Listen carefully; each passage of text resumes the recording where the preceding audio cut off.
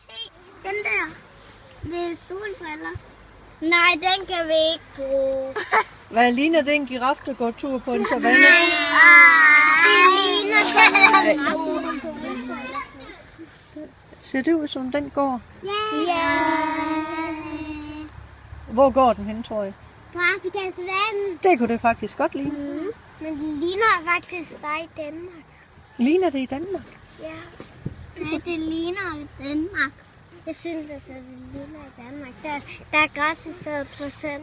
Tror du ikke, der er græs på savanner?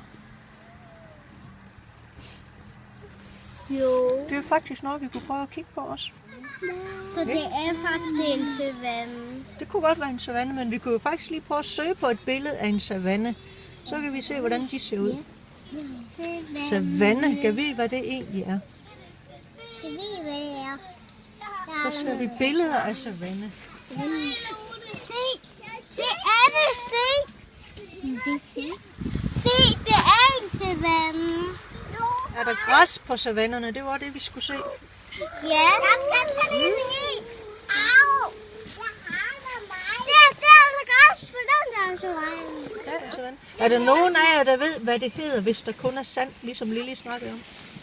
Hvad hedder det så sådan et sted? Faktisk. I ørken. Det er nemlig en ørken, det er helt rigtigt. Se. Prøv at se her, det er helt guldsand. Det er guldsand. Wow, se hvor flot det er. Det findes der. Se om vi kan finde en giraf, der går tur Det var ham. Det var på en savanne. Ja. Prøv at se her. Fordi nu ved vi, der er græs på savanner. Nu ved vi, der er græs på savanner. Og hvor var det så, der var i sand? I ørken. Kæmpe billede. Er vi tilfredse med det? Ja.